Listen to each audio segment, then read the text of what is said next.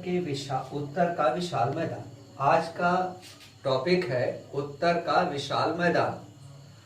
आज हम लोग उत्तर का विशाल मैदान पढ़ेंगे।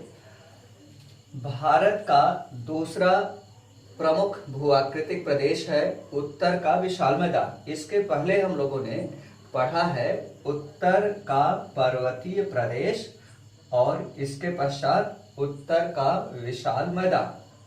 इस मैदान का विस्तार उत्तर के पर्वतीय प्रदेश तथा प्रायद्वीपीय पठार के मध्य 7,50,000 स्क्वायर किलोमीटर एरिया में है।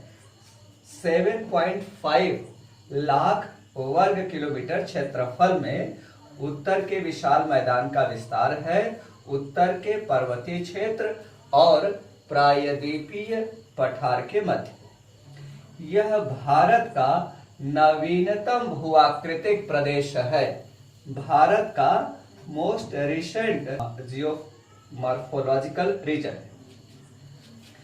जब उत्तर के विशाल मैदान की उत्पत्ति हो गई तो उसके दक्षिण में एक गहरा गर्त था और इस गहरे गर्त में प्रायद्वीपीय पठार तथा हिमालय प्रदेश की नदियां गिरती थी और साथ ही साथ अवसादों का निक्षेप कर रही थी। यहाँ पर अवसादों के निक्षेप से, सेडिमेंट्स के डिपोजिशन से इस प्रदेश का तलोच्चयन होता गया। तलोच्चयन, अपग्रेडेशन होता गया। इसके नीचे यहाँ पर ग्रेनाइट चट्टानों का आधार है और उसके ऊपर विभिन्न प्रकार के सेडिमेंट्स, रेत, गाद, चीका मिट्टी, इन सब का निक्षेप है। रेत, गाद, चीका मिट्टी का ही नहीं बल्कि boulder, cobble, pebble, granule, sand, silt, clay, इन सब का निक्षेप मिलता है। और इनके निक्षेप से यह जो एक विशाल गर्त था उसका तलोच्चयन शुरू हुआ और लगभग आज से 20 लाख वर्ष पूर्व प्लेस्टोसीन पीरियड का कह सकते हैं अर्ली प्लेस्टोसीन में, यह अर्ली मिडल लेट प्लेस्टोसीन में इस मैदान का अधिकांश भाग दृष्टिगत होने लगा आज जैसा। वैसे इसका निर्माण कार्य आज भी जारी है, अर्थात इसका उत्थान, अपग्रेडेशन अभी भी जारी है। सतलज, गंगा, ब्रह्मपुत्र तथा इनकी सहायक नदियों द्वारा यहाँ पर अवसाद का, सेडिमेंट्स का निक्षेप जारी है, जिससे इस पूरे प्रदेश का तलोच्चयन हो रहा है। सामान्यतः जो उत्तर भारत का विशाल मैदान है इसमें देश के 50% से अधिक जनसंख्या निवास करती है और देश के कुल खाद्यान्न उत्पादन का मोर देन 70% से अधिक इसी उत्तर के विशाल मैदान से उत्पादित होता है। इसी कारण उत्तर के विशाल मैदान को फूड ग्रेनरी ऑफ इंडिया भी कहते हैं। भारत का अन्न भंडार है यह प्रदेश। भारत की आर्य संस्कृति का आधार है यह प्रदेश। भारत के सांस्कृतिक विरासत का आधार है यह उत्तर का विशाल मैदान। विशेष रूप से उत्तर के विशाल मैदान में राजस्थान का थार मरुस्थल भी सम्मिलित होता है और सतलज, गंगा, ब्रह्मपुत्र का मैदान भी सम्मिलित होता है। मुख्य रूप से हम लोग दूसरे शब्दों में यह कह सकते हैं कि उत्तर के विशाल मैदान को दो भागों में विभाजित करते हैं। एक है थार मरुस्थल, थार डेजर्ट है, और दूसरा है सतलज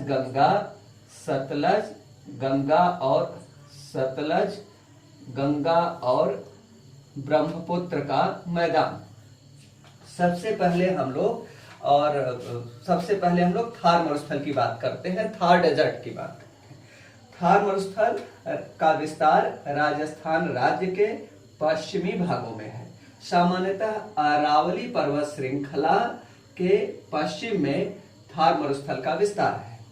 यह जो राजस्थान राज्य का थार क्षेत्र है वह मध्यजीवी महाकल्प मीसोजोइक एरा में समुद्र के गर्भ में था। सीनोजोइक या कैनोजोइक एरा नवजीवी महाकल्प में यह समुद्र से बाहर आया। समुद्र से बाहर आया अर्थात इसका निर्गमन हुआ, इमर्जेंस हुआ, ये इमर्ज हुआ, बाहर आ गया थार मरुस्थल। यह इस थार मरुस्थल जब ये बाहर आया, सामान्यतः यह जो प्लेस्टोसीन पीरियड का शुरू का समय था या चल्कोलिथिक पीरियड में हम लोग कह सकते हैं, ताम्र पाषाण काल में यह थार मरुस्थल सरस्वती, सतलज और दृशाविदा नदियों द्वारा सिंचित अत्यंत उपजाऊ भूभाग था। वर्तमान समय में सरस्वती नदी पंजाब राज्य के कपूरथला से प्रवाहित होते हुए, हरिके नामक स्थान से प्रवाहित होते हुए, कपूरथला जिले में हरिके नामक स्थान है, वहां से प्रवाहित होते हुए पंजाब चली जाती है। दूसरी नदी है सरस्वती का अवशेष मानी जाती है घग्गर। घग्गर सरस्वती का अवशेष मानी जाती है, जो पंजाब हरियाणा राज्यों की सीमा के सहारे प्रवाहित होते हुए थार डेजर्ट के उत्तरी भागों में अंतस्थ हो जाती है, इनलैंड हो जाती है, समाहित हो जाती है। अर्थात सरस्वती घग्गर के एक अवशेष के रूप में है। और तीसरी नदी दृशाविदा पूर्णतः विलुप्त है, डिसअपीयर्ड हो गई है दृशाविदा, जिसकी वजह से यह सिंचित भूभाग नहीं रहा। दूसरा यहाँ पर क्या होता है कि अरावली पर्वत श्रृंखला से पर्वत श्रृंखला के समानांतर दक्षिण पश्चिम मानसून की अरब सागर शाखा प्रवाहित होते हुए आगे बढ़ जाती है, पंजाब हरियाणा की ओर चली जाती है और राजस्थान में वर्षा नहीं कर पाती या कम कर पाती है। राजस्थान मरुस्थल से होकर गुजरने वाली मानसूनी हवाओं का जब उत्थान होता है, जब ये वायुमंडल में ऊपर की ओर उठती हैं, तो ग्रीष्म ऋतु में उनके ऊपर जो तप्त पवनें प्रवाहित होती हैं, वे मानसूनी हवाओं की जलवाष्प को अवशोषित कर लेती हैं। इस कारण से भी राजस्थान में वर्षा नहीं हो पाती और नगण्य रूप से ही वर्षा यहाँ पर हो पाती है। राजस्थान राज्य के उस भाग को जहाँ की औसत वार्षिक वर्षा 25 सेंटीमीटर से कम है, वह थार मरुस्थल की विशेषता वाला क्षेत्र है। और जहाँ की औसत वार्षिक वर्षा 25 से 50 सेंटीमीटर का क्षेत्र है, वहां पर कृषि कार्य होता है और वह है बांगर उच्च भूमि का क्षेत्र राजस्थान में। इस राजस्थान का जो थार मरुस्थलीय क्षेत्र है, यहाँ पर पवन की अपर्दन क्रियाओं द्वारा कई प्रकार की अपर्दनात्मक स्थलाकृतियां निर्मित होती हैं, जिसे हम लोग पढ़ेंगे पवन की अपर्दन क्रिया में। इसी तरह की निक्षेपात्मक स्थलाकृतियां भी निर्मित हैं, उसको भी पवन की अपर्दन और निक्षेपण जो क्रिया पढ़ेंगे, erosional and depositional work of wind, वहां पर पढ़ेंगे। जैसे वातगर्त है या डंग है, भूस्तंभ या डिमॉइसल्स हैं, अपर्दनात्मक स्थलाकृतियां। इसी तरह से निक्षेपात्मक स्थलाकृतियां विभिन्न प्रकार के बालुका स्तूप है, सैंड ड्यून्स हैं, अनुदैर्ध्य बालुका स्तूप, अनुप्रस्थ बालुका स्तूप, बरखान है, सीफ है और लूनेट है, नेफका है। इस तरह से बहुत सी निक्षेपात्मक स्थलाकृतियां हैं थार मरुस्थल में जो निर्मित होती हैं। इनको हम लोग erosional and depositional work of wind में पढ़ेंगे, पवन की अपर्दनात्मक और निक्षेपात्मक क्रिया के अंतर्गत। अब हम लोग दूसरा जो उत्तर का विशाल मैदान है, उसको दो पार्ट में विभाजित किया जा रहा है। एक तो थार मरुस्थल तथा राजस्थान का बांगर क्षेत्र, और दूसरा है सतलज, गंगा तथा ब्रह्मपुत्र का मैदान। इसमें सबसे पहले हम लोग बात इसकी अभी बेसिक तो हम लोगों ने कर ही लिया था कि यहाँ पर पहले जब हिमालय की उत्पत्ति हो गई, महान हिमालय, मध्य और शिवालिक की पहाड़ियों के, उस दशा में उत्तर का आज जो विशाल मैदान है वह ग्रेनाइट चट्टानों के आधार वाला एक गहरा गर्त था। नदियों द्वारा लाए गए अवसादों के निक्षेप से हजारों वर्षों तक नदियां यहाँ पर अवसाद का निक्षेप करती रही और फिर उत्तर भारत के विशाल मैदान का अस्तित्व आज से लगभग 20 लाख वर्ष पूर्व प्लीस्टोसीन होलोसीन पीरियड में हुआ। अब इस मैदान को हम लोग पढ़ रहे हैं कि इस मैदान को पश्चिम से पूर्व कई भागों में विभाजित किया गया है। पहला तो मुख्य रूप से तो 3 ही भाग कर सकते हैं। पहला सतलज मैदान, दूसरा गंगा मैदान और तीसरा असोम या ब्रह्मपुत्र मैदान। अब सबसे पहले यहां बात हम लोग कर रहे हैं सतलज मैदान। सतलज मैदान का विस्तार पंजाब तथा हरियाणा राज्यों में 1.75 लाख स्क्वायर किलोमीटर एरिया में है। इस मैदान की ऊंचाई समुद्र तल से 300 मीटर से, पश्चिम में 300 मीटर से, पूर्व में 210 मीटर तक है। कठुआ के निकट 300 मीटर है यहाँ सेडिमेंट्स की इसकी मीन सी लेवल से ऊंचाई, मात्र समुद्र तल से इसकी ऊंचाई सतलज के मैदान की 300 मीटर है और दिल्ली के पास 210 मीटर है।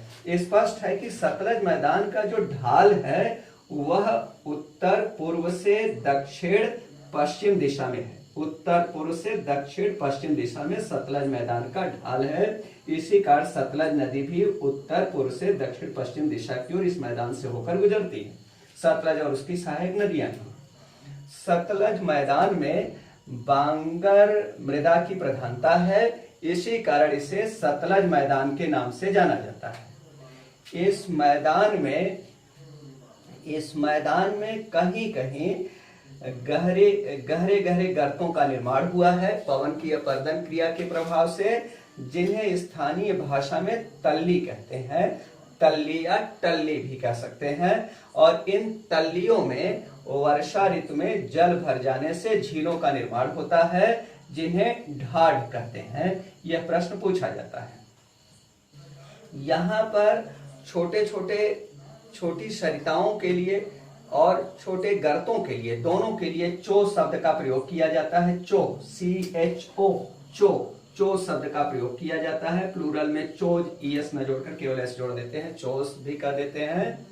ये जो चोज हैं ये क्या होते हैं, ये नदियों की अपर्दन क्रिया द्वारा निर्मित गर्त हैं या छोटी सरिताएं हैं, उनको चो कहते हैं। सबसे ज्यादा चो इस मैदान में मिलते हैं होशियारपुर जिले में, पंजाब के होशियारपुर जिले में। इसके बाद हम लोग गंगा मैदान की बात कर रहे हैं। यहाँ पर एक ये भी आप कह सकते हैं कि यहाँ पर सतलज और उनकी सहायक नदियों द्वारा निर्मित यह मैदान है। सतलज का मैदान विस्तार है पंजाब और हरियाणा राज्यों में। यहाँ जैसे सतलज है और ब्यास है, उसके मध्य का दोआब बिस्ट कहलाता है। फिर बारी, चाज, रचना ये सब उत्तर में हो जाते हैं, उनकी बात हम लोग यहाँ पर नहीं करेंगे। यहाँ पर फिर जो गंगा मैदान है, गंगा मैदान का निर्माण गंगा, यमुना तथा गंगा की अन्य सहायक नदियों द्वारा लाए गए अवसाद के निक्षेप से उत्तर प्रदेश, बिहार तथा पश्चिम बंगाल राज्यों में हुआ है। गंगा मैदान का निर्माण, गंगा मैदान को पश्चिम से पूर्व 3 भागों में विभाजित किया जाता है। उच्च गंगा मैदान, मध्य गंगा मैदान, निम्न गंगा मैदान। वैसे पूरे गंगा मैदान का जो ढाल है वह उत्तर पश्चिम से दक्षिण पूर्व दिशा में, उत्तर पश्चिम से दक्षिण पूर्व दिशा में गंगा मैदान का ढाल है। और इसकी जो ढाल प्रवणता है, स्लोप ग्रेडियंट है गंगा मैदान की, वह स्लोप ग्रेडियंट है 15 सेंटीमीटर प्रति किलोमीटर। 15 सेंटीमीटर प्रति किलोमीटर की दर से यह दक्षिण पूर्व की ओर ऐसे झुकती चली जा रही है। गंगा मैदान झुकता चला जा रहा है। गंगा मैदान की समुद्र तल से गंगा मैदान में सेडिमेंट्स की औसत गहराई 400 मीटर से 450 मीटर के मध्य है। वैसे मध्य उत्तर प्रदेश में इलाहाबाद के प्रयागराज जिसे कह रहे हैं, प्रयागराज के आसपास यहाँ पर सेडिमेंट्स की गहराई 3000 मीटर है।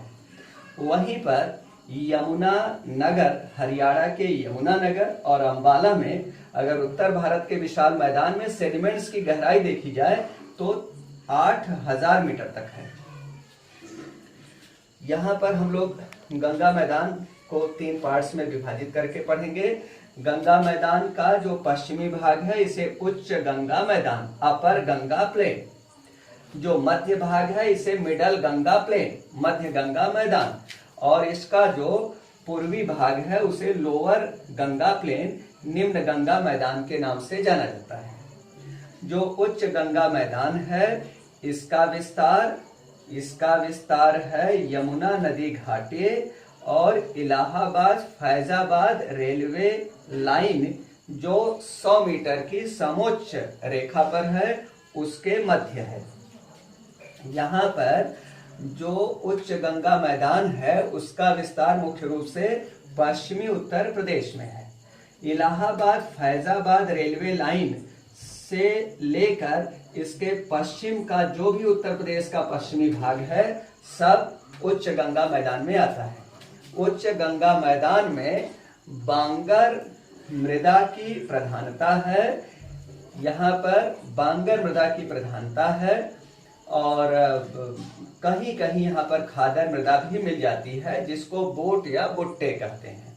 यहाँ पर जनरली बूट या बुट्टे शब्द का प्रयोग पंजाबी भाषा का शब्द है। सतलज मैदान के लिए विशेष रूप से जो पंजाब में खादर मृदा कहीं कहीं मिलती है वहां पर बूट या बुट्टे बोलते हैं। उसी शब्द को यहाँ भी कुछ लोग बोल देते हैं। वैसे यहाँ पर लहरदार रेत के टीले भी मिलते हैं उच्च गंगा मैदान में, जिसे भोर या भोर कहते हैं।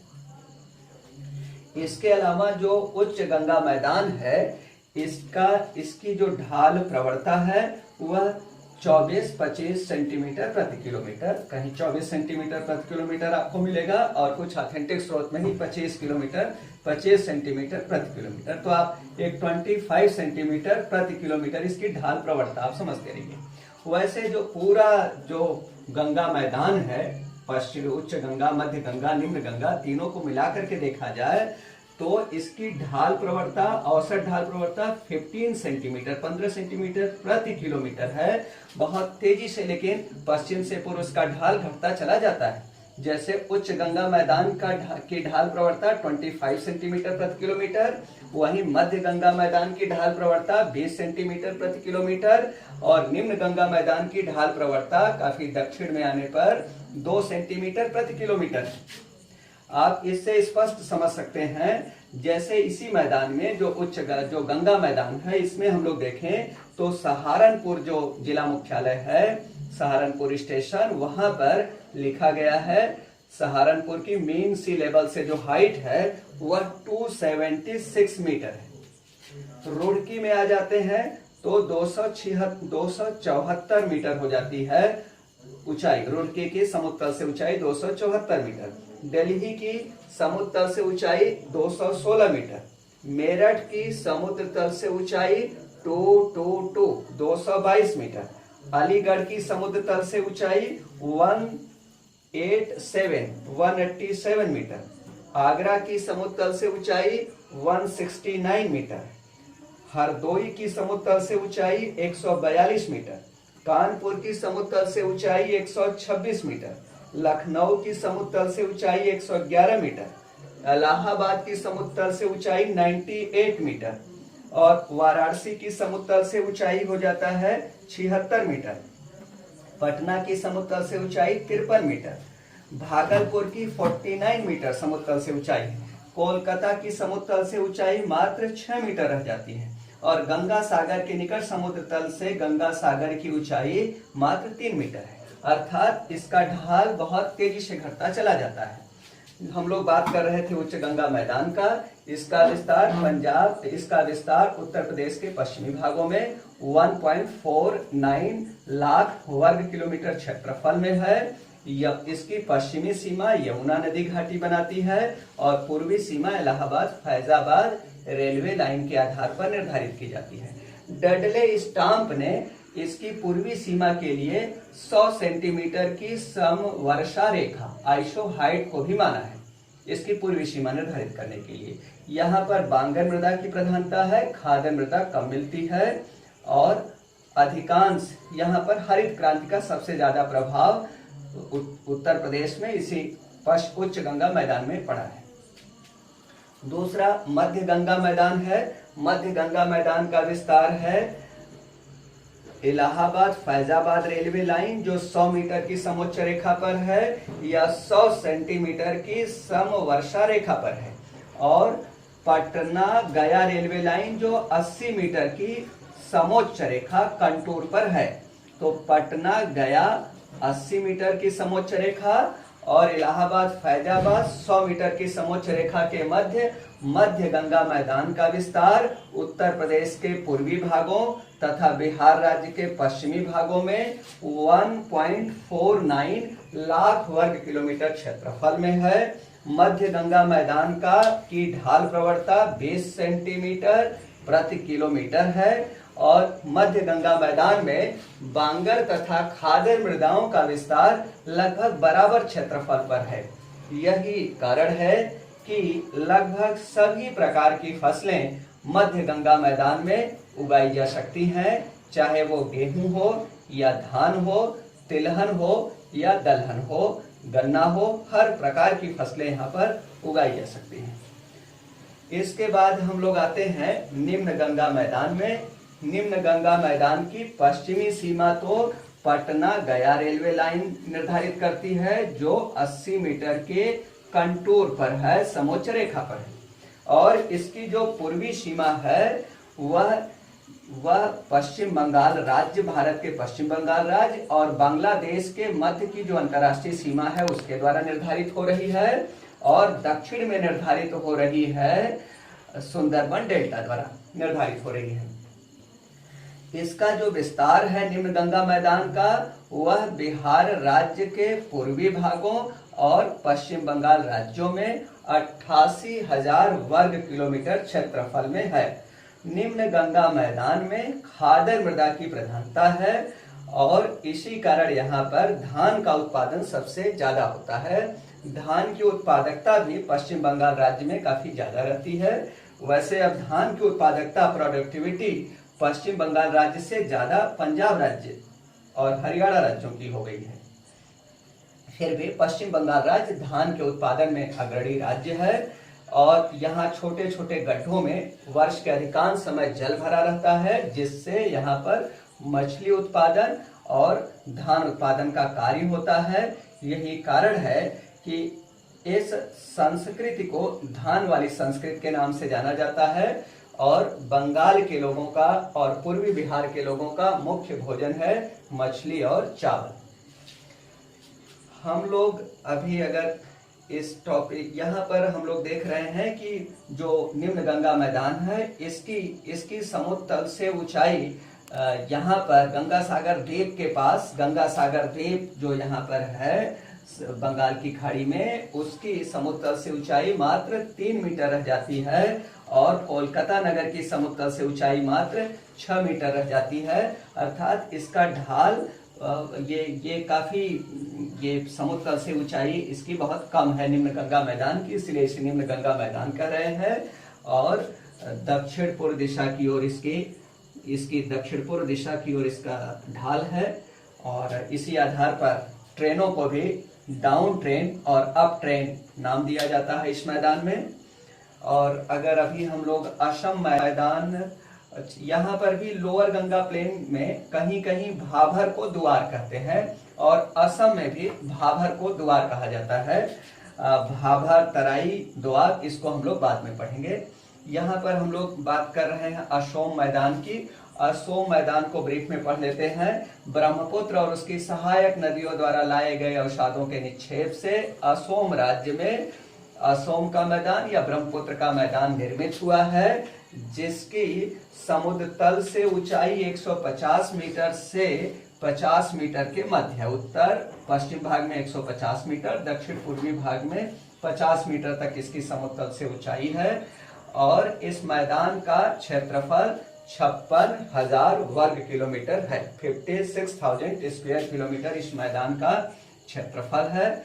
इस मैदान में भी यत्र, इस मैदान में यत्र तत्र गड्ढे जो फैले हुए हैं, क्योंकि इसका भी अभी समतलीकरण पूर्णतः नहीं हो पाया है। जैसा कि सतलज मैदान, उच्च गंगा मैदान जिस तरह से समतल है, उस तरह से अशोम मैदान का समतलीकरण नहीं हो पाया है। तो यहाँ पर यत्र तत्र जो गड्ढे हैं उनमें वर्षा का जल भर जाता है, जिससे झीलों का निर्माण हो जाता है, जिन्हें स्थानीय भाषा में बिल कहते हैं। बिल, जिन्हें स्थानीय भाषा में असम के मैदान में जो झीलें होती हैं उनको स्थानीय भाषा में बिल कहते हैं। पश्चिम बंगाल के कुछ क्षेत्रों में भी झीलों को बिल कहा जाता है, जैसे डिपौर बिल यहाँ का एक आरक्षित क्षेत्र है। ऐसे बहुत से, लेकिन ये शब्द विशेष रूप से असम राज्य का है। बस।